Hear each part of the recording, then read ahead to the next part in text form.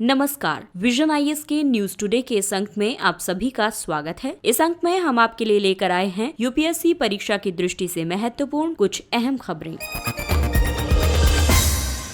तो आइए इस अंक में सबसे पहले बात करते हैं शिक्षा क्षेत्र की। मंत्रिमंडल द्वारा 5,718 करोड़ रुपए के स्टार्स परियोजना को स्वीकृति प्रदान की गई। स्टार्स यानी strengthening teaching learning and results for states, ये विश्व बैंक से वित्तीय सहायता प्राप्त एक परियोजना है। इसे शिक्षा मंत्रालय के अंतर्गत केंद्र प्रायोजित एक नई योजना के रूप में लागू किया जाएगा। इस परियोजना के अंतर्गत विभिन्न हस्तक्षेपों के माध्यम से भारतीय विद्यालयी शिक्षा प्रणाली में समग्र निगरानी और मापन गतिविधियों में सुधार लाने की परिकल्पना की गई है। ये परियोजना राष्ट्रीय शिक्षा नीति 2020 के उद्देश्यों के साथ संरेखित है। इस परियोजना में 6 राज्य हिमाचल प्रदेश, राजस्थान, महाराष्ट्र, मध्य प्रदेश, केरल और ओडिशा शामिल हैं। स्टार्स परियोजना के अंतर्गत बेहतर शिक्षा परिणामों से प्रत्यक्ष रूप से जुड़े हुए हस्तक्षेपों को अपनाने, उन्हें लागू करने और उनका आकलन करने व उनमें सुधार करने में राज्यों की सहायता की जाएगी। इसके अलावा बेहतर श्रम बाजार आउटकम के लिए स्कूलों को अपनी रणनीति में बदलाव या सुधार के लिए कार्य करना होगा। इस परियोजना के 2 प्रमुख घटक हैं, एक राष्ट्रीय स्तर पर और एक राज्य स्तर पर। राष्ट्रीय स्तर पर इस परियोजना के बारे में बात करें तो इसके तहत कई उपायों की परिकल्पना की गई है, जैसे छात्रों का स्कूल में बने रहने, एक कक्षा से अगली कक्षा में जाने और उत्तीर्ण होने के प्रतिशत के बारे में सुदृढ़ और प्रामाणिक डेटा प्राप्त करने के लिए शिक्षा मंत्रालय की राष्ट्रीय डेटा प्रणालियों को सशक्त बनाना, अधिगम यानी लर्निंग मूल्यांकन प्रणालियों को सुदृढ़ करना, परीक्षा में सुधार के लिए छात्रों के लर्निंग की निरंतर निगरानी और डेटा संचालित निर्णयन के लिए एक राष्ट्रीय आकलन केंद्र परख की स्थापना करना। वहीं राज्य स्तर पर भी इस परियोजना में कई उपाय किए गए हैं, जैसे प्रारंभिक बाल शिक्षा एवं आधारभूत अधिगम को सशक्त बनाना, कक्षा अध्ययन और व्यावसायिक शिक्षा को सशक्त करना, उन्नत सेवा आपूर्ति के लिए अभिशासन में सुधार और विकेंद्रीकृत प्रबंधन को शामिल किया गया है। अगली खबर विज्ञान एवं प्रौद्योगिकी क्षेत्र से है। विज्ञान एवं प्रौद्योगिकी विभाग द्वारा हाइड्रोजन और फ्यूल सेल्स पर इंडिया कंट्री स्टेटस रिपोर्ट्स का प्रकाशन किया है। ये रिपोर्ट कई वैज्ञानिकों, उद्योग जगत, संस्थानों और अन्य हितधारकों द्वारा हाइड्रोजन और फ्यूल सेल पर की जा रही वर्तमान अनुसंधान गतिविधियों का एक संकलन है। हाइड्रोजन आधारित अर्थव्यवस्था में हाइड्रोजन उत्पादन, भंडारण, परिवहन और उपयोग शामिल है। हाइड्रोजन एकल रूप में विद्यमान होती है, इसलिए इसका उत्पादन इसके यौगिक से निष्कर्षण द्वारा ही किया जाता है। नवीकरणीय स्रोतों से उत्पादित हाइड्रोजन को सर्वाधिक स्वच्छ ऊर्जा स्रोत माना जाता है। इसे इलेक्ट्रोलाइजर के माध्यम से प्राप्त किया जाता है। ये एक ऐसा उपकरण है जो विद्युत का उपयोग करके जल को हाइड्रोजन एवं ऑक्सीजन में विघटित करता है। आइए अब जानते हैं पारंपरिक ईंधन की तुलना में हाइड्रोजन के लाभ। हाइड्रोजन प्रचुर मात्रा में उपलब्ध है। इसका ऊर्जा घनत्व उच्च है। हाइड्रोजन का लंबी दूरी तक परिवहन किया जा सकता है। इसके अलावा इसकी दहन विशेषताएं बेहतर हैं। इसके साथ ही हाइड्रोजन गैर प्रदूषणकारी प्रकृति की भी है। इस वजह से ये जलवायु परिवर्तन के मुद्दे को हल करने में सहायक होगा। इससे तेल के आयात पर निर्भरता में कमी आएगी। ये परिवहन, लौह एवं इस्पात इत्यादि सहित कई क्षेत्रों को विकार्बनीकृत करने में सहायक होगा। इससे कार्बन उत्सर्जन में कमी आएगी। ये वायु की गुणवत्ता में सुधार करेगा और साथ ही ऊर्जा सुरक्षा को मजबूती प्रदान करने में भी सहायता प्रदान करेगा। आइए अब जानते हैं हाइड्रोजन ऊर्जा के संदर्भ में क्या क्या चुनौतियाँ मौजूद हैं। इसके तहत नई सामग्री का विकास, इलेक्ट्रोलाइट,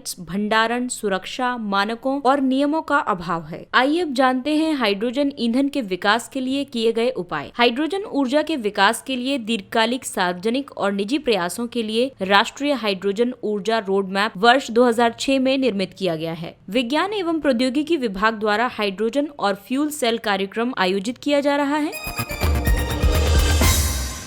अंतर्राष्ट्रीय सौर गठबंधन का 3रा सम्मेलन आभासी रूप में आयोजित हुआ। आइए अब जानते हैं इस सम्मेलन के निष्कर्ष। भारत और फ्रांस का आईएसए के अध्यक्ष और सह अध्यक्ष के रूप में 2 वर्ष के कार्यकाल के लिए दोबारा चयन हुआ। आईएसए के 4 क्षेत्रों यानी एशिया प्रशांत क्षेत्र, अफ्रीका क्षेत्र, यूरोप और अन्य क्षेत्र और लैटिन अमेरिका व कैरिबियन क्षेत्र का प्रतिनिधित्व करने के लिए 4 नए उपाध्यक्षों की भी घोषणा की गई। आइए अब जानते हैं इस बैठक के दौरान आरंभ की गई पहले निजी एवं सार्वजनिक कॉर्पोरेट क्षेत्र के साथ संबद्धता को संस्थागत बनाने के लिए सतत जलवायु कार्रवाई के लिए गठबंधन यानी CSCA coalition for sustainable climate action शुरू किया गया। इसके अलावा सोलराइजिंग हीटिंग एंड कूलिंग सिस्टम पर 7वां कार्यक्रम, जो अपनी ऊर्जा के लिए पारंपरिक ऊर्जा स्रोतों पर केंद्रित है, इसे भी प्रारंभ किया गया। इस आभासी कार्यक्रम के दौरान पहली बार सौर पुरस्कार प्रदान किए गए, जिसमें विश्वेश्वरैया पुरस्कार ISA के 4 क्षेत्रों में से प्रत्येक में अधिकतम सौर क्षमता वाले देशों को प्रदान किया जाता है। कल्पना चावला पुरस्कार सौर ऊर्जा के क्षेत्र में कार्य करने वाले वैज्ञानिकों और इंजीनियरों के उत्कृष्ट योगदान को मान्यता प्रदान करता है। वहीं दिवाकर पुरस्कार उन संगठनों और संस्थानों को प्रदान किया जाता है जो दिव्यांग जनों के हितों के लिए कार्य कर रहे हैं और जिन्होंने सौर ऊर्जा के उपयोग को अधिकतम किया है। वैश्विक महामारी के दौरान ISA ने अल्प विकसित देशों और लघु द्वीपीय विकासशील देशों जैसे अपने सदस्यों में स्वास्थ्य सेवा क्षेत्र में सौर ऊर्जा के उपयोग के प्रति समर्पित एक पहल ISA केयर्स आरंभ की है। हाल ही में ISA फ्रेमवर्क समझौते के अंतर्गत उष्ण कटिबंध क्षेत्र के बाहर स्थित देशों सहित संयुक्त राष्ट्र संघ के सभी सदस्य राष्ट्रों को ISA में शामिल होने की अनुमति प्रदान की गई है।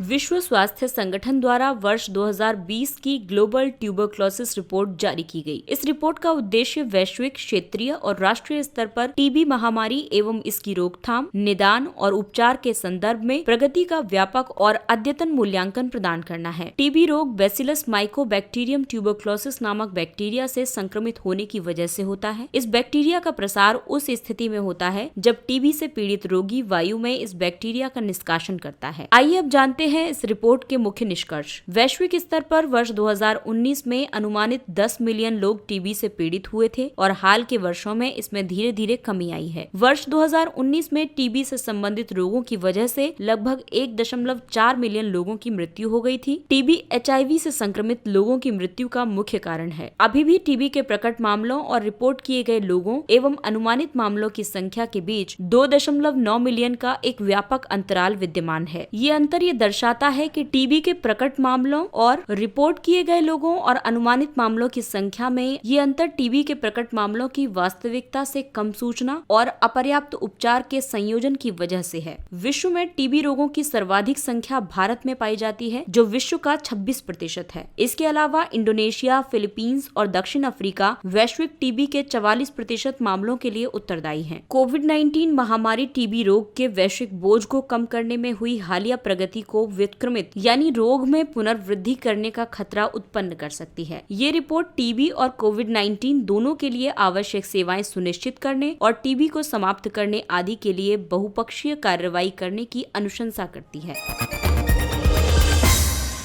16 अक्टूबर 2020 को खाद्य एवं कृषि संगठन की 75वीं वर्षगांठ मनाई जाएगी। FAO यानी फूड एंड एग्रीकल्चर ऑर्गेनाइजेशन संयुक्त राष्ट्र की एक विशेषीकृत एजेंसी है जो भुखमरी की समस्या को दूर करने के लिए अंतर्राष्ट्रीय प्रयासों का नेतृत्व करती है। इसे वर्ष 1945 में स्थापित किया गया था। वर्तमान में 194 देश इसके सदस्य हैं। भारत इसका एक संस्थापक सदस्य है। FAO का लक्ष्य सभी के लिए खाद्य सुरक्षा प्राप्त करना है और ये सुनिश्चित करना है कि लोगों की उच्च गुणवत्ता युक्त भोजन तक पर्याप्त और नियमित पहुंच हो। आइए अब जानते हैं FAO की कुछ उपलब्धियां। वर्ष 2011 में पशु महामारी या रिंडरपेस्ट का उन्मूलन किया। रिंडरपेस्ट एक विषाणु जनित रोग है जो मवेशियों को प्रभावित करता है। बीज और अन्य अनुवांशिक सामग्री के संरक्षण और उनके समान सहभाजन के लिए खाद्य व कृषि के लिए पादप अनुवांशिक संसाधनों पर अंतर्राष्ट्रीय संधि यानी ITPG-RFA का कार्यान्वयन किया गया। यहाँ ITPG-RFA से मतलब है international treaty of plant genetic resources for food and agriculture. उपभोक्ता स्वास्थ्य की रक्षा और वैश्विक व्यापार में उचित प्रथाओं को सुनिश्चित करने के लिए कोडेक्स एलिमेंटेरियस यानी सुरक्षित खाद्य के लिए अंतर्राष्ट्रीय मानक को लागू किया। इसके अलावा मत्स्यन एवं जलीय कृषि के संरक्षण, प्रबंधन और विकास में सुधार के लिए उत्तरदायी मत्स्यन पालन के लिए विधिक साधन उपलब्ध करवाए। साथ ही प्राकृतिक संसाधनों के प्रबंधन के लिए भूमि, मत्स्य पालन और वनों के लिए स्वामित्व पर दिशा दिशा निर्देश जारी किए और कृषि विपणन सूचना प्रणाली यानी agricultural market information system amiss, जो खाद्य वस्तुओं और बाजारों को अधिक पारदर्शी बनाती है, इसका कार्यान्वयन किया। आइए अब जानते हैं 21वीं सदी में FAO द्वारा सामना की जाने वाली चुनौतियां। वर्तमान समय में भुखमरी और कुपोषण को समाप्त करना और खाद्य पदार्थों तक सभी की पहुंच सुनिश्चित करना, जलवायु परिवर्तन का खतरा जिसकी वजह से वर्ष 2006 से 2016 के बीच विकासशील देशों में जलवायु से संबंधित आपदाओं के कारण होने वाले कुल नुकसान एवं क्षति का 26% भाग कृषि क्षेत्र से संबंधित था। इसके अलावा दबावग्रस्त प्राकृतिक संसाधन जैसे जैव विविधता और जल आदि से संबंधित चुनौतियां भी FAO के सामने मौजूद हैं। साथ ही निर्धनता और भुखमरी को समाप्त करने के सतत विकास लक्ष्यों को प्राप्त करने के लिए खाद्य प्रणालियों में परिवर्तन, इसके अलावा संघर्ष में वृद्धि से अधिक खाद्य असुरक्षा, हिंसा को बढ़ावा और नए तनाव उत्पन्न होने जैसी समस्याएं उत्पन्न हो रही हैं और ग्रामीण निर्धनता से निपटना भी एक महत्वपूर्ण चुनौती है।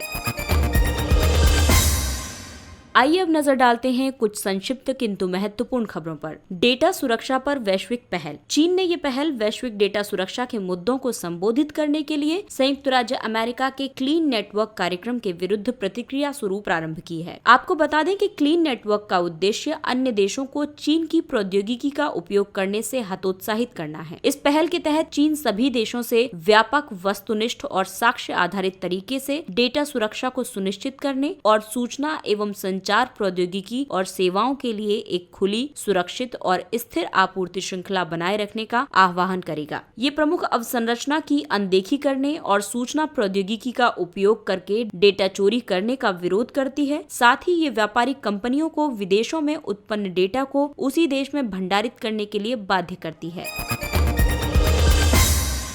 National logistics portal marine. पोत परिवहन मंत्रालय निर्यातकों, आयातकों और सेवा प्रदाताओं के दस्तावेजों के निर्बाध विनिमय और पारदर्शी और त्वरित तरीके से व्यवसाय संचालन में सहायता के लिए NLP मरीन पोर्टल विकसित करने की योजना बना रहा है। इसके लिए वर्तमान बंदरगाह सामुदायिक प्रणाली को विस्तारित करने की योजना है। ये पोर्टल शिपमेंट की घरेलू स्तर पर निगरानी, स्वतः सीमा शुल्क समाधान और संरक्षकों के साथ ऑनलाइन लेन देन जैसी गतिविधियां संपन्न करेगा। इसे व्यवसाय करने में सुगमता यानी ईज ऑफ डूइंग बिजनेस को सुविधाजनक बनाने और भारत को अंतर्राष्ट्रीय व्यापार के मामले में सर्वाधिक लागत प्रभावी और प्रतिस्पर्धी देशों में से एक बनाने के लिए विकसित किया जा रहा है। वर्ष 2020 की state of climate services report, इसे विश्व मौसम विज्ञान संगठन द्वारा जारी किया गया है। ये संयुक्त राष्ट्र की एक विशेषीकृत एजेंसी है। रिपोर्ट ये समझने के लिए एक आधार प्रदान करती है कि जलवायु जोखिम और प्रारंभिक चेतावनी प्रणाली यानी climate risk and early warning system पहल, जिसे क्रूज पहल भी कहा जाता है, ऐसे तंत्रों के माध्यम से सर्वाधिक सुभेद्य लोगों के लिए सुरक्षा को किस प्रकार से सुदृढ़ किया जाए। आइए जानते हैं क्लाइमेट सर्विसेज रिपोर्ट के निष्कर्ष। रिपोर्ट के अनुसार पिछले 50 वर्षों में 11,000 से अधिक आपदाओं को मौसम, जलवायु और जल से संबंधित खतरों के लिए उत्तरदायी माना गया है, जिसके कारण 2 मिलियन लोगों की मृत्यु हुई है। वर्ष 2018 में विश्व स्तर पर लगभग 108 मिलियन लोगों को तूफान, बाढ़ आदि के कारण अंतर्राष्ट्रीय मानवतावादी प्रणाली इंटरनेशनल ह्यूमैनिटेरियन सिस्टम से सहायता की आवश्यकता थी। ये अनुमान लगाया गया कि वर्ष 2030 तक इस संख्या में लगभग 50% की वृद्धि हो सकती है। System for integrated modelling of atmospheric composition सिलम। सिलम model एक रासायनिक परिवहन मॉडल है जो वायुमंडलीय संरचना और वायु गुणवत्ता के बारे में जानकारी प्रदान करता है। हाल ही में भारत मौसम विज्ञान विभाग ने भारत के लिए उन्नत हाई रिजोल्यूशन वायु गुणवत्ता पूर्व चेतावनी प्रणाली यानी air quality early warning system के रूप में सिलम मॉडल का संचालन आरंभ किया है। इसके अलावा दिल्ली के लिए अधिक high resolution city scale model environmental information fusion service यानी इन्फ्यूजर को अत्यधिक वायु प्रदूषण वाले स्थानों यानी हॉटस्पॉट और सड़कों की पहचान करने के लिए आरंभ किया गया है। सिलम और इन्फ्यूजर दोनों को फिनिश मेट्रोलॉजिकल इंस्टीट्यूट के साथ तकनीकी सहयोग से विकसित किया गया है।